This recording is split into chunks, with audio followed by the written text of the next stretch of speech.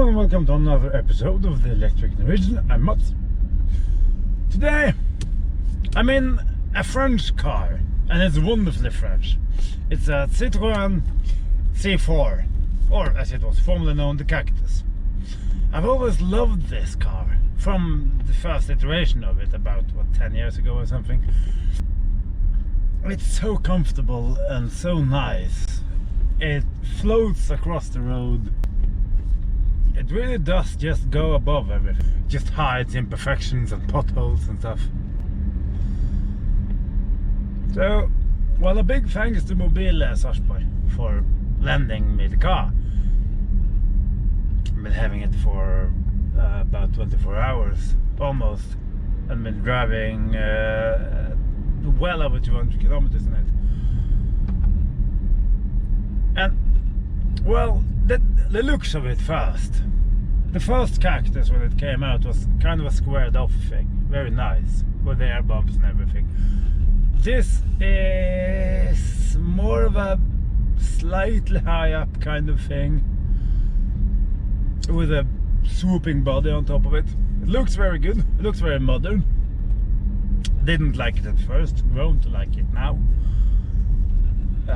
The interior of it is, I really like this interior. The seats are good, and the materials inside is some rubber on the dashboard, and you have the double glove compartment and the small kind of drawer on top of it, which it's really nice, and you can hide things, phones or tablets or whatever you want. But it has head-up display, it has adaptive cruise control, it has very clean, easy to use steering wheel controls, and it has, sadly, the same infotainment screen that all PSA groups, or that is now Stellantis, uses, which means this is actually better than many others because they've cleaned it up a little bit. But from an EV owner's point of view, there are still no data points at all of consumption or leftover range or anything. You get the range up when you plug it in, and that's it. But the driving experience of this, first I thought it was just too aloof and too isolating from the road surface. I came from the Mercedes EQC. I test drove that a few hours the day before, so my references were very high indeed. And in the beginning it's sort of disappointed, because the Mercedes is a different class of car, it's a different cost. It costs twice this one after all. But this is a car in Norway, at least. It costs you around 300,000 NOK, plus or minus that, depending on which one of the three levels of equipment and interior you want to have. It doesn't come with, this is the middle part, the middle layer, I think it's called Feel, or Feel Pack. It doesn't come with a panel roof. It does come with a sunroof if you so wish, but the suspension here, it is just, this is just, I think it's the third gen of the legendary hydro-pneumatic Citroen suspension, and it's fantastic. It doesn't pitch, it doesn't yaw very much at all, but it is just so comfortable and soaks up bumps and ridges and everything. Only sharp, small bumps come through the car. Everything else just vanishes. So it gives a ride quality which is unmatched in this class. You just can't match it. It's impossible. And it does sometimes rival even the Mercedes and the Audis of this world. That costs twice as much. The sound system is decent enough in it. The lights are good. As you can see, I was out testing them yesterday. As you can see here, they're on par with the Model 3, slight, a good spread. I wish I had even, oh, this is so slippery here, it's just sheet ice. I wish they had even more range, but that's how it is. We had a long drive in it yesterday, and I think in conditions like this, between -6 and -10 degrees centigrade, you get around 150 kilometers on the range, maybe closer to 200, depending on how you drive, simply because it's just so cold. The sad thing about this, and that goes for a lot of manufacturers, Volvo, Mercedes, other PSA groups, had they built cars that were truly energy efficient, this is built on the same idea that Kia and Hyundai have used for their cars. Build one car, let it go out with as both battery electric and as hybrids. And through that we got the most energy efficient car known to man, the Kia, no, the Hyundai Ioniq. And this, you might think it's swooping lines and stuff, you know, it can't be that energy, it can't be that inefficient. But it is that inefficient. It has efficiency figures that rivals the well into the 300s on the motorway in the cold. And just, this is a 50 kilowatt hour pack or something like that, battery pack. And just with, you know, more efficiency, this could have been a truly magnificent long distance car. It charges very quickly. I charged it yesterday, in 15 minutes I got 50%, so it's not bad at charging at all. And it's relatively quiet. The ride is fantastic. The ride in some ways reminds me of the old Audi S8. Not on icy roads, because you have to stay on the road, but on slightly dry roads, because it isolates you and it rides so well and it's so well composed. Manages to be utterly comfortable without being sloshy or boaty in any way. You just end up going unintentionally far too fast because it isolates you and cocoons you from the world. And the electric drivetrain just works up speed, and it just handles it superbly. It is a fantastic car.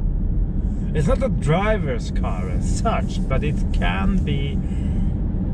It's a really nice mile muncher, this. And the head-up display, it gives you the information you need. I just wish it was more efficient, and I wish that it could have given me percentages and given me more data points when you're out on a long trip, particularly as the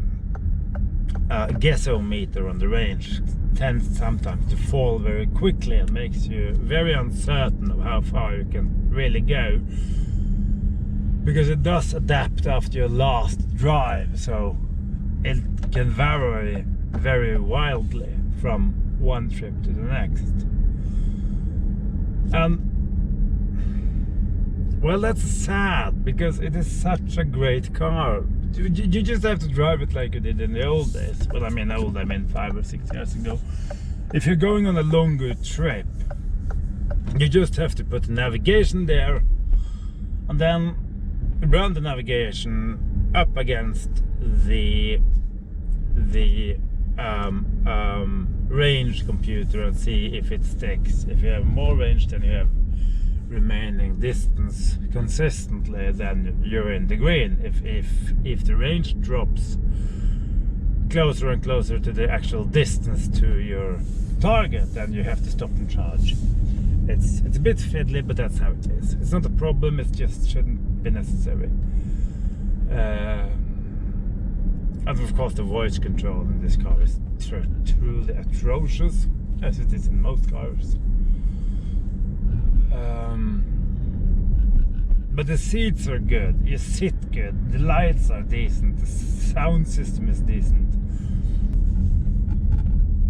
Of course, optimally it should have had 4-wheel drive to give it even more secure handling, and even less of an interference from the ABS systems and the traction control systems on a surface like today. But then it wouldn't have been a car for that price. It would have been a lot more. But it's a true luxury cosseting piece of engineering, this, which really is unrivaled and unmatched in its class. And I must say, I really do adore this thing. the suspension here is just wonderfully Citroenish, just like you hoped it would be. And you sort of forget how the car really is until you get into any other car, and then you drive across the same piece of road and you find out, oh my word, this is truly atrocious. And this car just wafts over it, and it doesn't bother with it at all. The heater has no problems keeping you hot. In fact, it is so efficient at keeping you warm that you have to turn it down. Sometimes you have to turn the temperature down because it just gets too warm in here. And that's luxury. Luxury, I know.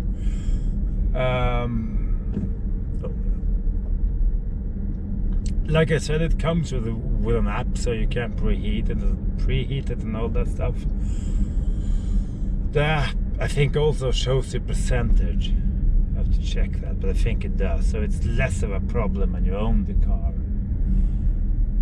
than I might make it out to, after all, because I don't own these cars. I just test them for a while. And it rides just as well as you hope that the modern Citroen should do if you have memories of the DS and the CX and all of that stuff. So it is very well suited indeed to an electric drivetrain, where you remove all the noises and the rattles from combustion engine, and you just give it the smoothness, the effortlessness of an electric drivetrain.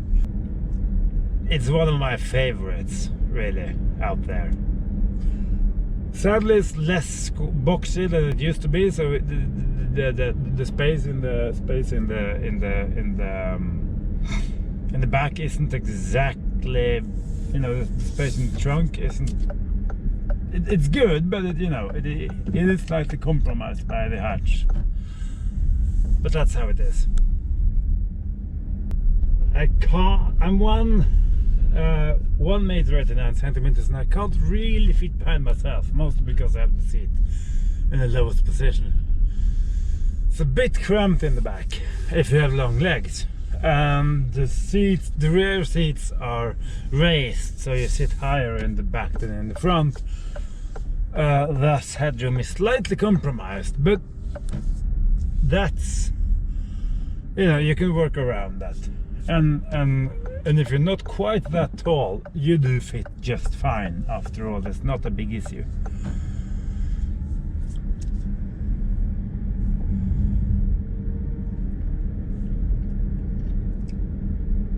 So once again, thanks to Mobile Sarpsborg for lending me the car. So that's it. Do remember to like, comment, subscribe and all that stuff. And I'll see you in the next one. Take care, be safe, bye bye.